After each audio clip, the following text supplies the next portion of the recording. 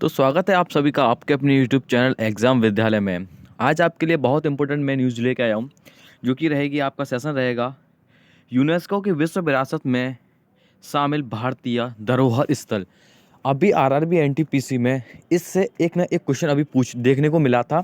हर shift में कोई ना कोई क्वेश्चन बनना है और उम्मीद करता हूँ जितना जो है एग्ज़ाम आपके थोड़ा डिले होगा, जितना लेट एग्ज़ाम जाएगा, उतने ही टफ सवाल बनने की पूरे पूरे चांस बन जाते हैं। तो इसी समस्या को दूर करने के लिए आज मैं आपके लिए एक बेहतरीन शानदार टॉपिक लेके आया हूँ, जो कि रहेगा आप सभी के लिए। आपको बता चुका हूँ यूनेस्को की विश्व विरासत में शामिल भारतीय के धरोहर या स्थल। ठीक है, बहुत इंपॉर्टेंट टॉपिक रहेगा। बिना किसी देरी के, बिना किसी टाइम वेस्ट किए हुए आपका जो है स्टार्ट करता हूँ मैं।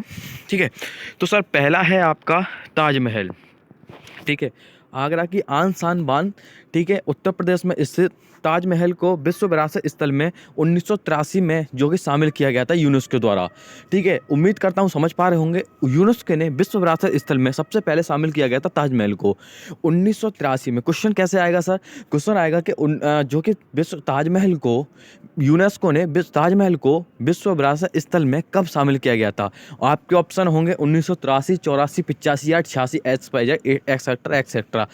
तो आप क्या कर सकते हैं, 1983 पे आसानी से क्लिक करके आप जो अपना आंसर एक नंबर पा सकते हैं। ठीक है, तो सर पहला आपका ताजमहल हो गया। दूसरा आपका था आगरा का लाल किला। आगरा में ही स्थित जो लाल किला है, लाल किला दो हैं, एक दिल्ली में है, एक आगरा में। आगरा वाले लाल किले की बात करूं तो ये भी उत्तर प्रदेश में है, स्थित है, और 1983 में इसको भी शामिल किया गया था। एक और आता है सर आपका अजंता की गुफाएं। क्वेश्चन आपको ये भी आता है कि यूनेस्को ने कब शामिल किया गया था, और क्वेश्चन एक ये भी आता है आपका कि अजंता की गुफाएं कहाँ पर स्थित हैं। तो उम्मीद करता हूँ आप समझ पा रहे होंगे। तो आंसर होगा आपका अजंता की गुफाएं महाराष्ट्र में स्थित हैं। मैंने अभी तक आपको केवल 3 विश्व धरोहर स्थल बताए थे भारत के, जो कि 2 रहेंगे उत्तर प्रदेश के और 1 रहेगा आपका महाराष्ट्र का। सबसे पहले बात करेंगे तो ताजमहल। ताजमहल में ही आप याद करेंगे, ताजमहल के बाद उसके बराबर में लाल किला है। तो आप ये याद रखिएगा कि 1983 में 2 जो जगह जो कि आगरा की पूछी गई थी, जो कि एक है ताजमहल और दूसरा है लाल किला। दोनों 1983 के बाद में ही तुरंत एक और विश्व विरासत स्थल में यूनेस्को ने शामिल किया था अजंता की गुफाएं, जो कि महाराष्ट्र में स्थित है। 1983 की ही बात कर रहा हूँ। तो सर 1983 में एक और पूछा गया था आपका एलोरा की गुफाएं। ठीक है, एलोरा की गुफाएं, अजंता और एलोरा की गुफाएं दोनों स्थित हैं, जो कि महाराष्ट्र में है। इसको भी महाराष्ट्र में शामिल किया गया था। यानी कि अभी तक मैंने आपको केवल 4 ऐसी चीज़ें बताई हैं। ठीक है, 4 साइट ऐसी बताई हैं जो कि मैंने 1983 की बात की थी। 1983 की बात की थी। सबसे पहले मैं बात करूँगा ताजमहल की। ठीक है, ताजमहल जो कि यूपी में स्थित है। ठीक है, ताजमहल की बात करूँगा मैं। ताजमहल के बाद आता है आपका रेड फोर्ट आ जाता है, लाल किला आ जाता है। ठीक है, तो एक अजंता की गुफाएं हो जाती हैं और एक एलोरा की गुफाएं हो जाती हैं। ये दोनों कहाँ पर है? महाराष्ट्र में स्थित है और ये यूपी में स्थित है। यानी कि कुल मिलाकर 1983 में 4 विश्व धरोहर स्थल को शामिल किया गया था। ठीक है, अभी करंट की बात करूँ तो 43 हो चुकी हैं। ठीक है, ये बात याद रखिएगा, 43 हो चुकी हैं। आगरा की एक लेक और शामिल किया गया था। आप उस लेक का मुझे कमेंट बॉक्स में आंसर बताइएगा कि उस लेक का क्या नाम है, जो कि हाल ही में आगरा की लेक का, जो कि आगरा की एक छोटी सी झील है या कह सकते हैं उसे। ठीक है, तो उसको अभी शामिल किया गया था। ठीक है, अब बात करते हैं कोणार्क टेम्पल। ठीक है, कोणार्क सन टेम्पल, जिसे ब्लैक पैगोडा भी कहते हैं। ठीक है, इसको भी शामिल किया गया था। ठीक है, उड़ीसा के। ठीक है, उड़ीसा में है। 1900 अगले साल ही किया गया था शामिल, 1984 में। कोणार्क सूर्य टेम्पल जो है उड़ीसा में शामिल किया गया था। और एक और उड़ीसा के साथ साथ एक और शामिल किया गया था, जो कि तमिलनाडु में। आप नीचे स्टेट में आएंगे तो तमिलनाडु में आपको देखने को मिलेगा, जिसका है महाबलीपुरम का स्मारक समूह। महाबलीपुरम का स्मारक समूह तमिलनाडु में जो स्थित है। ठीक है, उसको भी 1984 में शामिल किया गया था। अभी तक मैंने आपको 6 बताए हैं। 6 में क्या, अभी 6 नाम अभी आपको मैं गिनाता हूँ। ठीक है, सबसे पहले बात करेंगे तो आगरा का ताजमहल की बात करेंगे, जो कि 1983 में। ठीक है, उसके बाद में आगरा के पास ही है, आगरा में ही रेड फोर्ट जो है वो भी 1983 में। ठीक है, 1983 के बाद एलोरा की गुफाएं जो कि महाराष्ट्र में है, वो भी 1983 में। और एक अजंता की गुफाएं, वो भी 1983 में। यानी कि 4 जो कि स्थल जो कि 1983 में शामिल किए गए थे। उसके बाद कोणार्क सन टेम्पल जो कि उड़ीसा में स्थित है, शामिल किया गया था। और उसके बाद महाबलीपुरम का स्मारक समूह तमिलनाडु में जो स्थित है, वो भी शामिल किया गया था 1984 में। उम्मीद करता हूँ आप वीडियो को समझ पा रहे हैं अच्छी तरह से। अगर वीडियो को समझ पा रहे हैं तो प्लीज़ वीडियो को लाइक कीजिएगा, चैनल को सब्सक्राइब करना बिल्कुल मत भूलिएगा। ठीक है, अगली बात करेंगे हम तो काजीरंगा। ठीक है, काजीरंगा राष्ट्रीय उद्यान जो कि असम का एक सींग वाले गैंडे के लिए सबसे ज़्यादा फेमस होता है। ठीक है, असम की बात करूंगा मैं तो 1985 में मैंने आपकी बात की थी। 83, 84 और 85 में मैं आ चुका हूँ।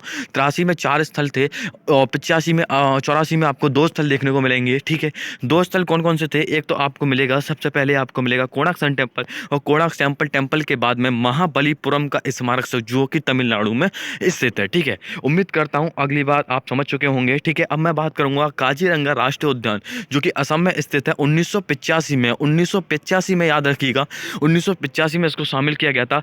उसके बाद आता है मानस वन्य जीव अभ्यारण्य। ठीक है, मानस वन्य जीव अभ्यारण्य जो ये भी असम में है, यानी कि 2 नेशनल पार्क, एक ऐसे अभी तक नेशनल पार्क नहीं आए, ये पहले 2 नेशनल पार्क हैं। यानी कि अगर आपको क्वेश्चन आए कि सबसे पहला नेशनल पार्क कौन सा था जो कि यूनेस्को ने अपनी जो कि साइड में शामिल किया गया था, तो आप कह सकते हैं काजीरंगा नेशनल पार्क जो है, काजीरंगा राष्ट्रीय उद्यान जो है, जो कि असम में स्थित है। एक सींग वाले गैंडे के लिए जो कि असम में स्थित है। 1985 में इसको शामिल किया गया था, यानी कि भारत का एक पहला राष्ट्रीय उद्यान जो कि यूनेस्को विश्व विरासत स्थल में शामिल हुआ था। तो वो कौन सा कहलाएगा? आपका काजीरंगा नेशनल पार्क कहलाएगा, 1985 में जो कि शामिल किया गया था। ठीक है, उम्मीद करता हूँ समझ पा रहे होंगे। उसके बाद एक और शामिल किया गया था जिसका नाम था मानस वन्य जीव अभ्यारण्य जो भी असम में स्थित है।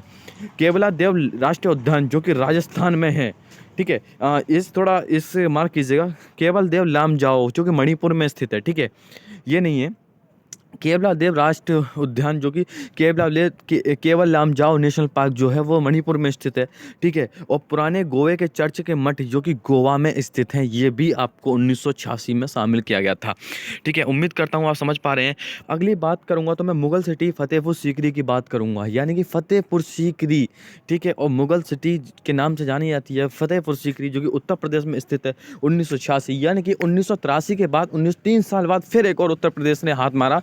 किसमें मारा था? विश्व यूनेस्को की फतेहपुर सीकरी ने मारा था। ठीक है, हम्पी का स्मारक समूह जो कि कर्नाटक में, सबसे ज़्यादा क्वेश्चन रिपीट होता है, हम्पी का स्मारक समूह कहाँ पर स्थित है? तो आप कह सकते हैं कर्नाटक में। क्वेश्चन ये ऐसा नहीं आएगा, क्वेश्चन ऐसा आएगा कि हम्पी का स्मारक समूह जो कर्नाटक में स्थित है, यूनेस्को ने अपनी विश्व विरासत स्थल में कब शामिल किया गया था? तो आपका राइट आंसर होगा 1986। 1986 is the right answer of this question. ठीक है, खजुराहो का मंदिर सबसे ज़्यादा क्वेश्चन आता है, मध्य प्रदेश में स्थित है, ये भी 1986 में शामिल किया गया था। ठीक है, उसके बाद में अब मैं बात करूंगा। ठीक है, तो मैंने अभी तक आपको कुल मिला के 13 कुछ ऐसी साइटें बताई थी जो कि बहुत ज़्यादा महत्वपूर्ण हैं। ठीक है, ये अब मैं सीरीज बाय सीरीज चल रहा हूँ। ठीक है, वन बाई वन। ठीक है, धीरे धीरे चलते चलते हम 1986 के बाद थोड़ा थोड़ा आगे बढ़ेंगे, आगे बढ़ बढ़ के हम 2020 तक आएंगे। और 2020 के तक अभी तक जितने 43 हैं टोटल, यानी कि अभी तक आपको 30 और हैं जो कि बहुत इंपॉर्टेंट है। और 30 में से भी मैं जो गुने चुने लेके आऊँगा। ये 13 क्वेश्चन तो ऐसे थे जो कि आपको मुंह जुबानी रटनी चाहिए। ठीक है, क्योंकि 13 क्वेश्चन जो ऊपर के 13 क्वेश्चन थे वो आपको पूछे जाते हैं, बीच में से इतना नहीं पूछा जाता। अब जो लास्ट के आपको 13 क्वेश्चन मिलेंगे, ठीक है, नीचे से अगर आप 13 जाएंगे, ठीक है, 43, 41, 42 ये 13 जाएंगे तो आपको बहुत ज़्यादा इंपॉर्टेंट होंगे। ठीक है, यानी कि मोटा बात करें तो ऊपर से 15 और नीचे से 15, यानी कि 30 याद कर लो, बहुत हो जाएगा। ठीक है, 30 में भी अगर तुम 20-25 याद कर लोगे तो काफ़ी हो जाएगा। ठीक है, तो इस तरह से स्मार्ट स्टडी करिएगा। ठीक है, तो उम्मीद करता हूँ अपने चैनल के आप जुड़े हैं। ठीक है, तो उम्मीद करता हूँ वीडियो आपको पसंद आई होगी और शेयर भी कर दी होगी। यार दोस्तों के साथ शेयर कीजिएगा, देखना मत भूलिएगा। नेक्स्ट वीडियो में नेक्स्ट पार्ट है आपको एक धमाकेदार में लेके आऊँगा। तब तक के लिए जय हिंद, जय भारत, अपना ख्याल रखिए।